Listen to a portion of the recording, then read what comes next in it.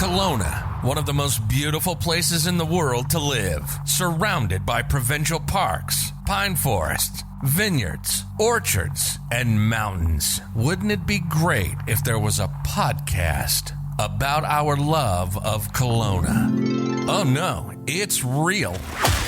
This is I Love Kelowna, an interview-style podcast about the fabulous and fascinating people that make up our great city and the Okanagan. Intimate conversations with entrepreneurs, executives, thought leaders, creatives, and anyone who has an interesting story to tell about how they're contributing to our wonderful home. This is I Love Kelowna, and here's your host, Luke J. Minkus. I'm here today with Joel Olson. Really happy to have you on the show, Joel. Thanks for having me on. Love the opportunity. So great. Well, Joel lives in Kelowna, and Joel's been a mortgage broker for 11 years.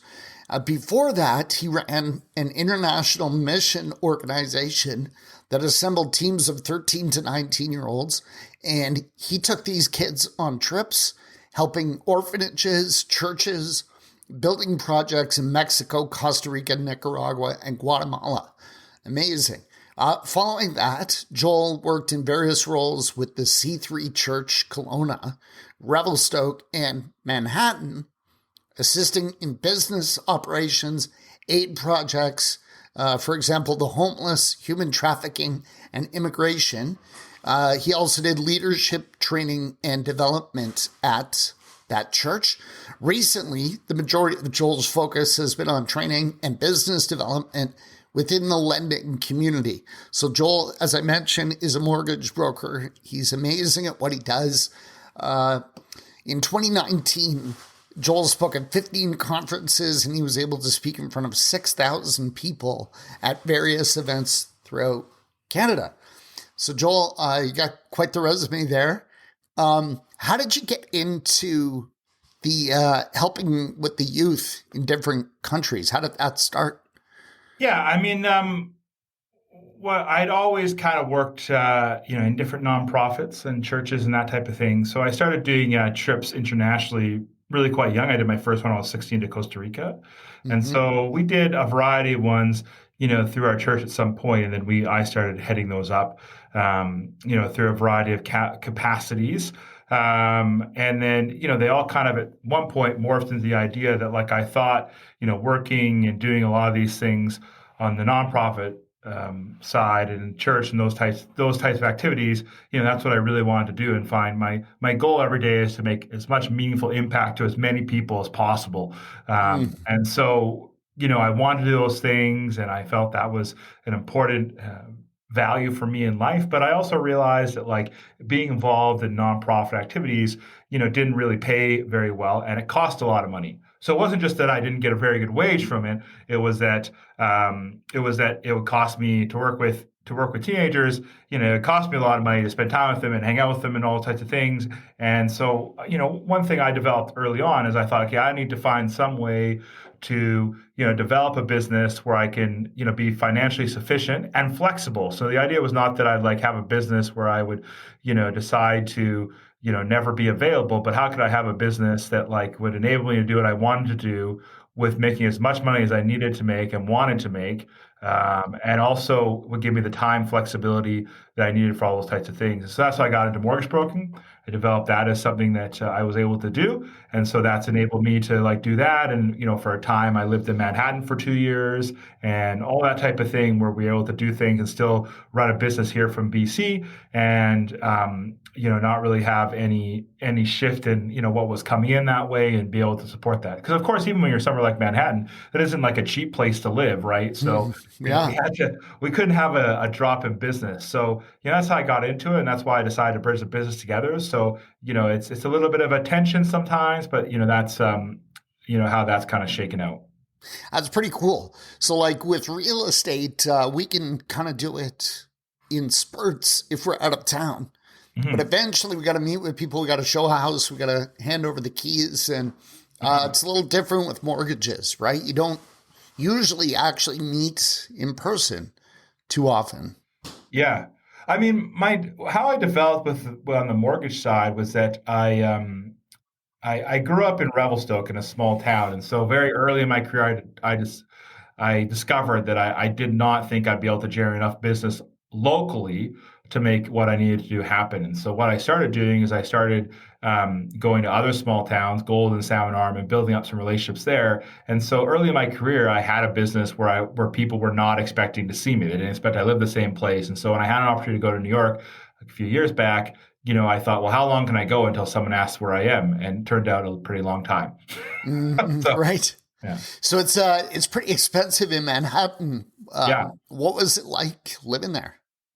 Yeah, it was awesome. I loved it. It's, certainly in New York is a very, very different thing. And, I have 4 kids. So we had 4 kids in Manhattan in an apartment. We rented like a 1 bedroom and den. So it was quite the experience. But, you get used to, different parts of life that are different. You get used to the fact that you don't go grocery shopping. You have all your groceries delivered. You get used to the fact that like nobody, people go for dinner at 9 o'clock and that's where it starts. I mean, it is definitely kind of a different way of living. But, I love living in New York. I thought it was super cool and super fun. And, but I did have 4 kids under 13. And so like that, that's a totally different environment as well. And, part of what happened when we were in New York is that we were struggling to get the correct visas. And so we had to actually go to Europe for 2 months while we waited it out. So, we were very transient for a number of years living out of our backpacks. And that was fun, but certainly not as fun for everybody else in my family as me, I guess, right? So right. How did the kids handle it? Like, I guess 1 bedroom apartment, you probably got 1 bathroom, so everybody's got to line up. And were they okay with it, or did they have some scraps? I think that like, obviously their whole perspective, as a result of being in New York, we ended up because we had to move around because the visa run out, we actually ended up being in 25 different countries over the course of 3 years. So we would move from country to country for a little while because we thought, oh, we're close on the visa. And so, they got really used to the fact that like everything fits in a backpack.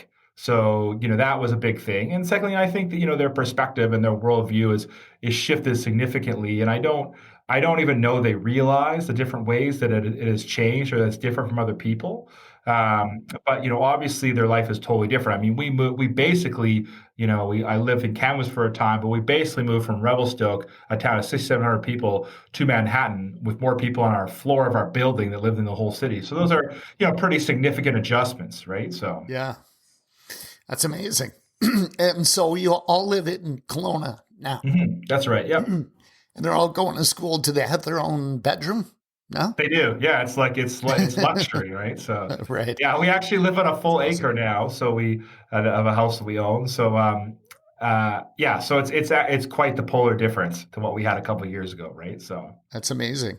Are you still doing work with the church in? Yeah, so I still have some roles and stuff that we're doing with Manhattan and other things. So still very, obviously, really by chance, I've been able to like help out with things, in a lot of different ways and be connected to a lot of different things, regardless of location. So, I'd love to go back to Manhattan one day. Well, we'll see if that's in the cards. So, yeah, very cool. Yeah. So tell us a bit about your mortgage business. Are you with the same company this entire time, or has it switched?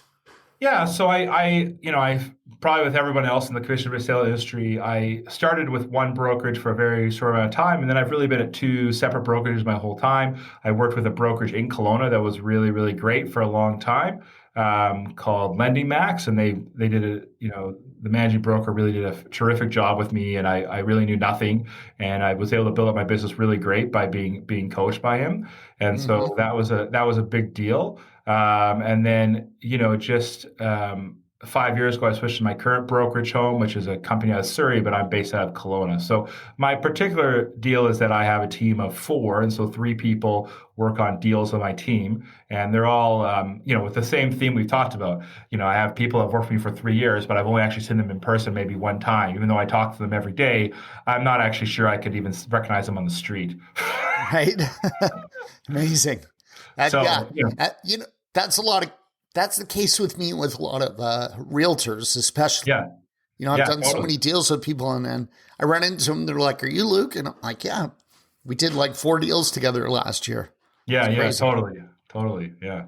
It's crazy. So, can clients sign documents electronically, like mortgage application and everything? Yeah, so everything we do is electronic. I mean, people certainly like the idea of meeting face to face. I mean, I think that, we found a couple of beliefs that I have is that, like, obviously with the COVID situation, that's become less and less a reality. But also, what I really want to think about in the mortgage business is that people come to see us and they start like giving us bits of the story, oh, well, it's like this and it's like that. And so I don't want to ever give them options based on bits of the story. If we get them organized, they're giving the application up front, they're giving their documents to us up front, we're able to give a much more comprehensive view of what they can do, which is just an all around better kind of feeling, right? Plus, I mean, the thing that I always think about is that, like, I mean, I'm a dad of 4 kids, and the idea that I would go sit down with somebody for a meeting, drive downtown, park, like that seems like a lot of work. So for me, I think the convenience of being able to do all that stuff. Our particular process is that we use an application where, as clients fill out the application, it automatically requests the documents from them.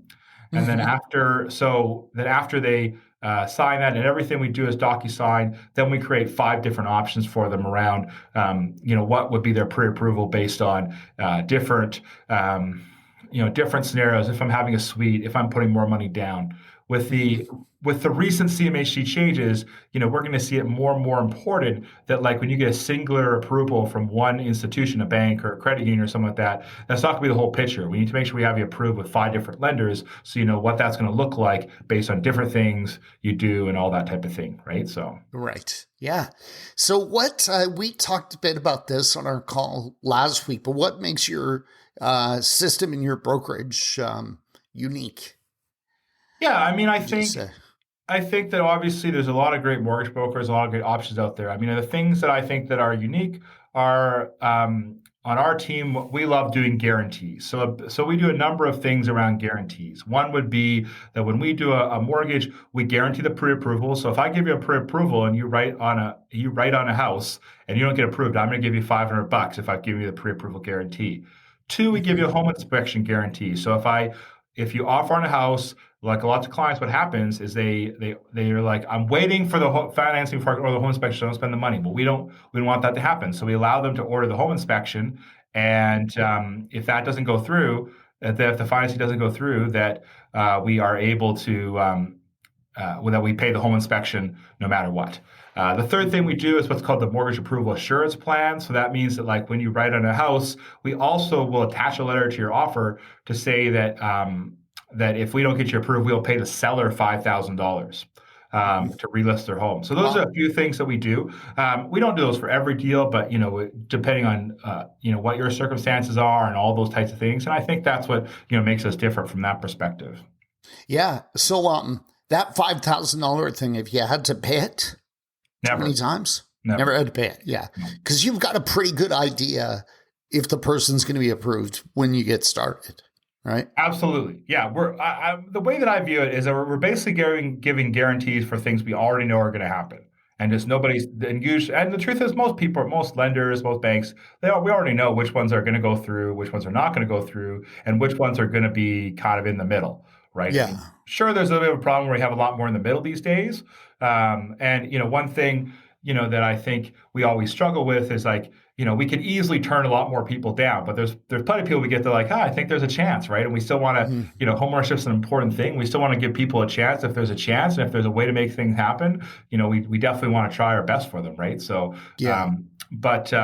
I mean, we're really doing that for people that we already are confirming what we know, rather than what usually happens where we go, oh, we're telling everyone, hey, it's going to be okay, it's going to be okay. Well, why don't we put some money where our mouth is so people can feel some confidence around that? Yeah, totally. And to be clear, that's to give assurance to the seller that this is a bona fide purchaser, because most of the time we see an offer come in, we don't know anything about the purchaser. Right. And so that gives confidence that, this is very likely to go through. This is a solid person.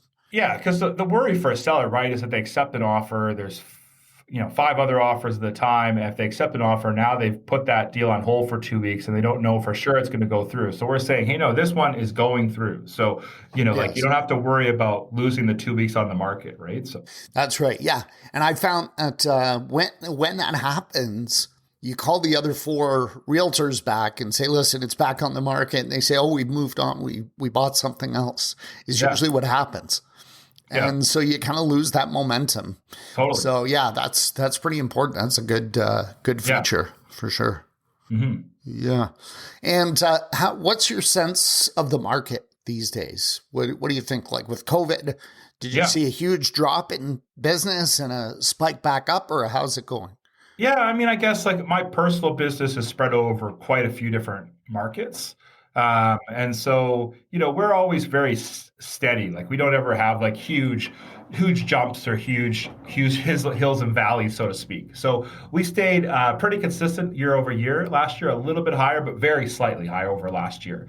As far as, like what I think going forward here is I think, a few thoughts that I have are that, when we reached out to our clients, what we see on the media is we see people talking about people losing their jobs, businesses shutting down. But when we reached out to our clients, which is really spread over like a lot of markets in the shoe shop and the Kootenays up north, all type of things, what we really saw was we saw that we had about 10% of our clients even laid off.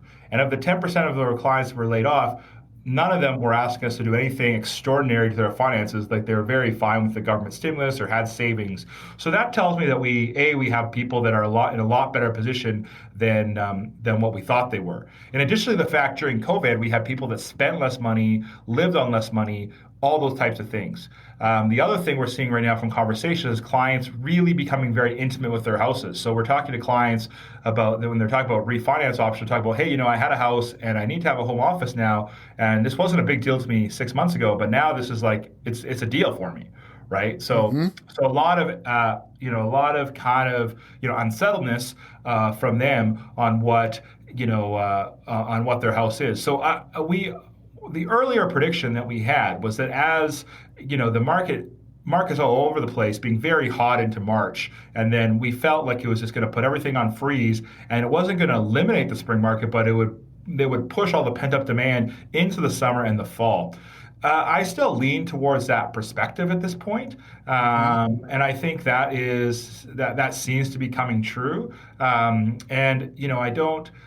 Because there wasn't a lot of sales per se, but not really a lot of big drops in house values. I think people have to be very careful. We hear from clients, I'm waiting for a house value to drop. The deal of the century comes along once a week. There's always a good deal, regardless of market conditions, that works for you. And we've seen a lot of people that are always waiting to time the market. And there is no timing the market. There is what you buy and what you do in different situations. And I think the people that think, oh my goodness, we're going to have a significant drop in values, I think they're very unfounded. And I think there's a few reasons behind that. A is that we compare this to the United States, and what people are not aware of is here in Canada, we have a significant restriction on being able to fire sale homes. You can't have a home go to foreclosure and then go to court and buy it for pennies on the dollar. It's not even allowed. It has to be sold at fair market value. So that in itself limits the option of those things happen.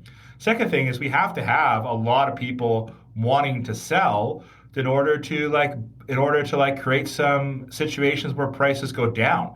And we don't have that either, right? Right. So we have people that just don't want anybody in the home. So I think there'll be a lot of demand going forward. I think Kelowna is a really good place, and I think people will.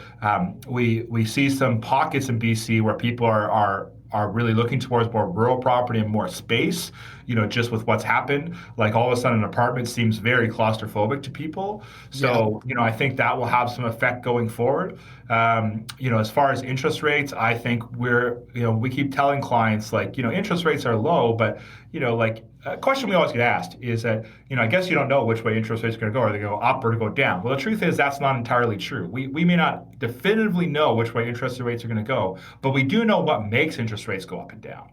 And we do know that at some point there is going to be a point where there is going to be a push to stimulate the economy, right? So there's going to be a push where we want people to buy big TVs and big cars and all those types of things, and that will at some point drive some interest rates down even a little bit lower for that time being as a result of the variety of mechanisms at that point.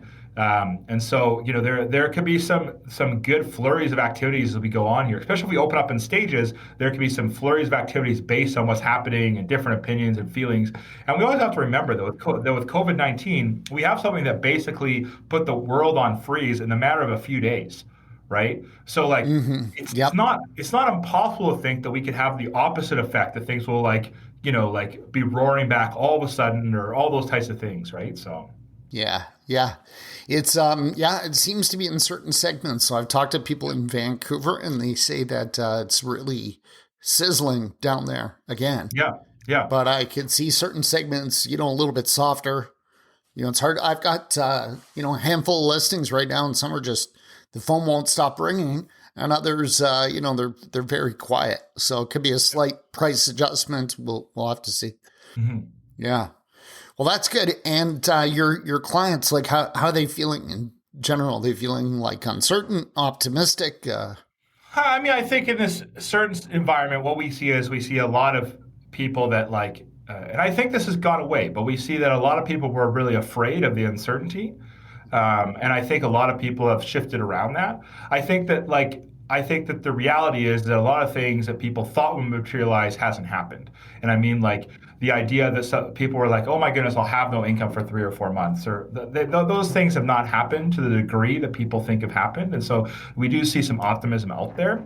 That being said, there is a new world order that's happening. There's some businesses that will not be able to ever open up the same, and there's ways a business will be conducted going forward to be different. And so I think we see a certain amount of agility between different types of businesses and different types of clients, where they feel differently based on how they're able to pivot or change. Right. Mm-hmm. So I've been a big proponent that this has really accelerated a lot of things that were already in the motion. Right. For us, we had a hard time getting people to agree to not meet in person. Well, that's accelerated what was already happening. Right. So, and I think, that's where, people, there's some businesses that I think will still struggle, to open, and not because they have a different feeling, but, as basis restrictions, do change or don't change, that could be a tough thing going forward. I don't think it's realistic to think that a lot of businesses could be go 6 months without having any revenue be sustainable, right? So right, yeah, that's true. Yeah, it'll be interesting to see what the next 3 to 6 months holds, for sure. Sure. So Joel, you mentioned that you spoke in front of a lot of people last year. What kind of topics do you speak on? Yeah, so the past year I've done a lot of speaking for our associations with Mortgage Professionals Canada and our franchise. I did a little with them, Dominion Lending Center, and so I do a lot of stuff around different types of trading materials for mortgage brokers, it just fits in with my values. I want to make as much meaningful impact to people as possible, and so we're trying to take some of the strategies that we employ as mortgage brokers and help other mortgage brokers out. And I'm pleased they've had really good success with those types of things. And so we've talked about different things like the customer journey and different ways to reach referral sources. And so that's the bulk of my speaking. And so we've been able to do that, really around the country in a lot of different ways. And so, I'm super, super happy with that. Obviously, when I was involved more on the church, side of things, I did quite a lot of speaking. And so, the number one thing I tell my kids is that if you can learn to public speak, you can get out of 100 other things that you don't have to do. It's one of those fundamental skills that you got to know, right? Yeah, nobody wants to do be it, successful. Yeah.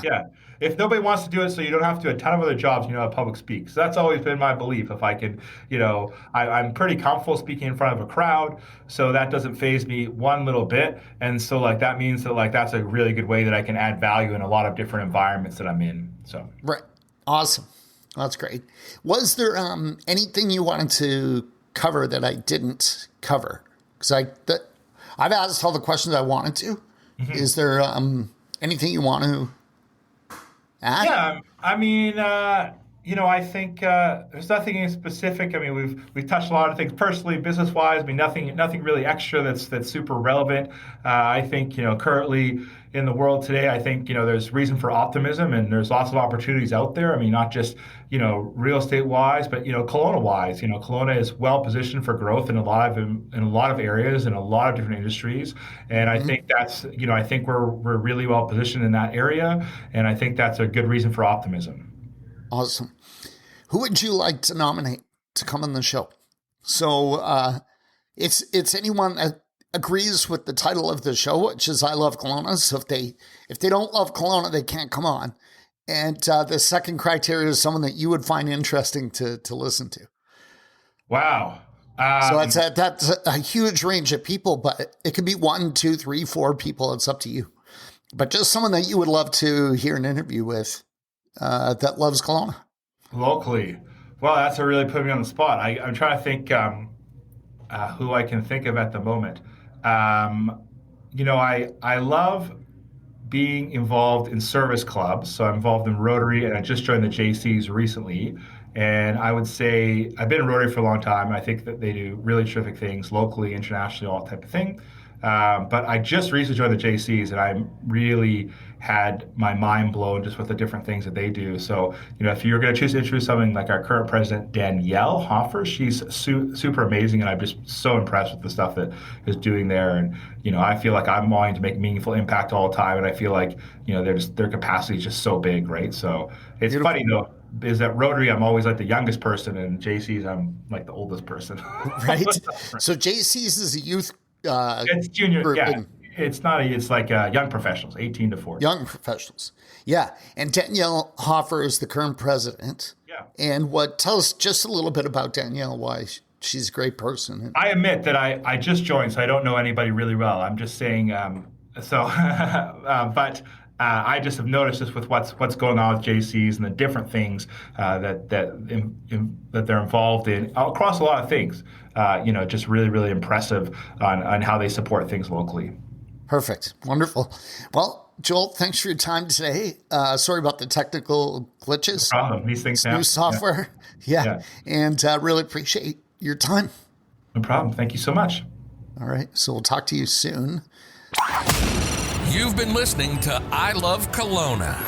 We love where we live. And how can you not? With all the provincial parks, pine forests, vineyards, orchards, mountains. On each show, we have in-depth, intimate conversations with entrepreneurs, execs, thought leaders, and creatives, all that make up Kelowna. You can support the show so we can keep producing by going to paypal.me/Luke Menkes. And make sure to visit the official website at ilovekelowna.buzzsprout.com. We hope you've gotten some useful and practical information from the show.